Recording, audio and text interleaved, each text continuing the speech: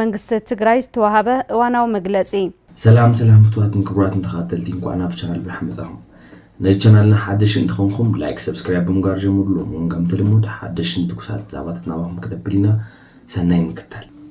ከም መጀመሪ መደብና ክኾንና ድማ ትሕዝቶ መግለጺ ውድብ ሕወሓት ተኸታትልና ንመለስ ካብ ብሄራዊ ክልላዊ ስርዓት ብልጽግና ህዝቡ ናብ ትግራይ ደብዳብ ድሮን ብምክያድ ኣብ ልዕሊ ህይወትን ንብረትን ጉድኣት ተብጽሕሎ ስርዓት ብልጽግና ህዝብ ትግራይ ንምጥፋእ ጆኖሳይድ ኣውጁ ኣብ ልዕሊ ብሚልዮናት ዝቑጸር ህዝቢ ሞት ሙግዳእ ኣካል ስደት ምፍንቓል ማሕበረ ኢኮኖሚያዊ ዕንወት ወዘተ ምፍጻሙ ከይዓገቦ ኣብ ቅድመ ማሕበረሰብ ዓለም ንዝፈረሞ ስምምዕ ፕሪቶሪያ ብምፍራስ ብኹናት ንዘይዛዘሙ ዕላምኡ ኣጠናኺሩ ብምቕጻል ትግራይን ህዝባን ንምንብርካኽ ኩሉ ዓይነት ግፍዕን በደልን ክፍጽም ጸኒሑ ኣሎን ህዝብ ትግራይ እንተ ይጥፋኹ ኣይድቅስን ኢሉ ኩሉ ዓይነት ግፍዕታት ዝፍጽም ዘሎ ስርዓት ብልጽግና ናብ ሎሚ ኣብ ዘውግሕ ለይቲ ኣብ ዞባ ሰሜን ምዕራብ ትግራይ ኣብ ከባቢ ሸራሮ ደብዳብ ድሮን ብምፍጻም ዕለታዊ ስራሕቶም ኣብ ልዕሊ ዝነበሩ ኣባላት ሰራዊት ትግራይ መጉዳእት ህይወት ኣካልን ንብረትን ኣውፂሕሎ እቲ ስርዓት ቅድሚ ሕዚ እውን ንስምምዕ ፕሪቶሪያ ብምጥሓስ ኣብ ዝተፈላለዩ ከባብታት ትግራይ ኣብ ልዕሊ ሰለማውያን ሰባት ደብዳብ ድሮን ፈጺሙ እዩ ኣብ ዞኣን ላዕላውነትና ተወሪሩ ህዝብና ካብ መረበቱ ተሰዲዱን ተፈናቂሉን زعنوا محبر إيكونومياو تجراي كي يحوط غيرو قبل على حزب تجراي استفدت من جونوسايد فتح تسعينو سرعة بالسجنة على قفعي خالق تدراب قفع بنفسام بجت نداد مدحانيت رجنزة وزت عاصيو كمبر كونزي كعلى حزبي بقولوا عداق ما يورار كسنتو يدالو خمزلوز فلات كوينو نزوفو شول سيت أنا وبهجوت أنا غيرو قتيل لا سرعة بالسجنة قبل على تجراي داقم زور العزور لوخينات بقلسي زرقاقص حق انت هلو السرعة كابكينات وصاخنا برزي المخانيو حزب تجراي لعلاونته يكبرنا مربته يكملس فتحن لعلنا تحقن يكبر لي حويت داقم هنساتن يرقاقص لي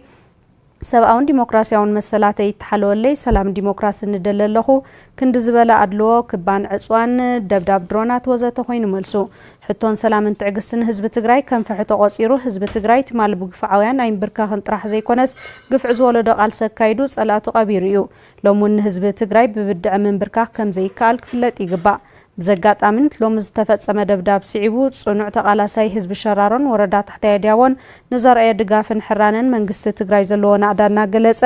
መላእ ህዝብና ህዝቡን ሓድነትና ብምስጣም ውዳበታት ካብ ብጥንኻር ወጎን ዓቅምታት መኸተ ትግራይ ዓሲልካን ሙሓስ ህልውናን ለአላውነትን ብጽናዓትን ሓድነትን ከምትቃለስ ብምትእማንዩ አመወዳታ ስርዓት ብልጽግና ኣብ መላእ ኢትዮጵያ ከፊትዎ ብዘሎ መዕነው ኺናት ከይተገደአ ህዝብን ዓድን ኣብ ዝኸፈአ ጥፍኣት ብምእታው እቲ ዘባን ኣብ ዘይዛረቕ ሉላዊ እትዎ ከም ዘሎ ማሕበረሰብ ዓለም ተገንዚቡ ባጋ ስግምት ንኽወስድ ብዘጋጣምነት ተሓሳስብ ክሩን ሞጎስን ጀጋን ሰዋዕትና ብሄራዊ ክልላዊ መንግስቲ ትግራይ ሕዚ ድማ ኣወል ስዒድ ዝብልና ኣለዎ እስኪ ክብራት ተኻተልቲ ተኻትና ንመለስ ከም ስዕብ ቀርብ እዩ ኣወል ስዒድ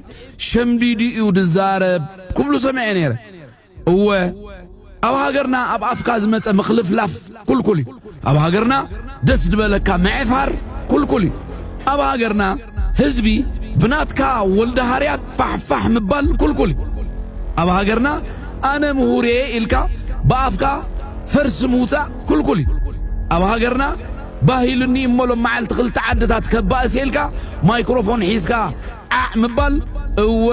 ኩልኩል እዩ ስለዚ ኣጽኒዕና ሸምዲድና ተጠንቂቕና ኢና ንዛረብ ከምዝሎ ዳዓሹ ዩኒፎርማቸውን አውልቀው ራቁታቸውን ወደ ሻዕቢያ ሄዱ ያሉት እኛ ጠላታችን ነው ብለን የወጋ ነው የኤርትራ ሰራዊት ራቁት የሚሄዱትን ልብሳቸውን አውልቀው አለበሷቸው A few years later አሰብ የኢትዮጵያ ነች ያልነው አሰብ የኢትዮጵያ ስለሆነች ነው አሰብ የኛ ነው አይደለም አሁን ጥያቄው እንዴት ነው ምን መልሰው ነው ባዳ ፌዘኛ ነው ባዳ አንደኛ ወታደርም አይደለም እስክስተኛ ነው ዳንኪረኛ ነው በዚህ መሃል ልብስ አልብሶ አመጣው አነ ሱርሃን ፕሮሳት ሐንሳብ በሰንክ ዘዕሸል በሻሻ ከመሃርቲ ናብ ኮሜዲ ይቀየሩ በቃ ንሐንሳብ ፈጽሞም ክሳብ ተወደቕ ዘስሕቁ ይኾኑን ለው ከም ትልሙድ በዋዛታት ቆልዓ በሻሻ ንዛነ ናይ ናሽናል ጂኦግራፊ ጋዜጠኛ ድማ ኮይናት ላይ ወድ በሻሻ በእንስሳታት ነው እንድዘረባሉይ ወይስ ኖቶም ፓርላማይ ናይ እንስሳታት ኣብነት እንተዘይብካዮም ኣይርድኦምን እዩ ኢሉ ብቋንቋኦም ዘብርሃሎም ዘሎ ኣቢቹ ብዛዕባ እንስሳታት ሻርክ ባህሩን በሙሉ ያናወጠ ይመስለዋል ጦጣ እንደምታውቁት ቁልጥንጥ ናት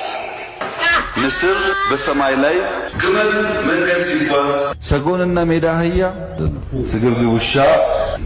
ቀበሮዋ ተሳስታ ግመል ዘመሜት የሚባሉ ጉንዳኖች ድመቷ አስተካክላ አይት ትይዛለች ወይ ነው። ዝንጀሮ፣ ሰጎን፣ አንድ አህያ ፈረስ ነው። እንቁራሪት ዶሮ ነው። አሞራ ከብረች። አንበጣን ተመልከቱ። በጎችን መሰብሰቢያ እናድርገው። ወፏ መብረር ሲያቅታት በጭሉሌዎች በጭልፊቶች አሳዎች ጃርት እንዳለ ያውቃል። ሁለት በሬዎች ዝሆኑ ዳክዬ ስትዋኝ አይታችሁ ከሆነ እዚ ዕሸል ቀዳይ ሚኒስተር አፍካዛ ሀበካ ምዝራብ ወልፍ ስለዝኾኖ ሸለሊልና ነርና እስከበሉ ነዝጋ ሰሚዕናዮን መለስ ኤርትራውያን ከኢትዮጵያ እንዲገነጠሉ እንዲለዩ ያቀረቧቸው የፍልስፍና አንጓዎች አሉ። አንደኛ ኤርትራውያን ከሌላው ኢትዮጵያዊ ይልቅ በጭንቅላት የተሻሉ ናቸው ብለው እንዲያምኑ አድርገዋቸዋል። ኤርትራውያን ራሱ ይሄን እንዲያምኑ እንበልጣለን የተሻልነን ብለው እንዲያምኑ እንዘረባዚ ካብ ነፍስ ምትሓት ተለመሰ ሰብ ዝወፅእ ዘረባ ጥራይ ኤርትራውያን ካብ ኢትዮጵያውያን ዝበለጽና ሰባት ኢና ኢሎም እዮም ዝሓስቡ ደባሃል። ሕጂ ግን ንዓኻ ከምልሰልካ ኤርትራውያን ካብዞም ሓሰውቲ ኣፎም ዝሃቦም ከማኻ ዝኣመሰሉ በላዕቲ ውዳቕ ኣጸቢቕና ንበልጽን ፈረቓ ንወ ብኸመይ ካባኻ ከም ንበልጽ እቶም መዛኑና ኢትዮጵያውያን ስልጣን ምስ ሓዙ ክበርሃልካ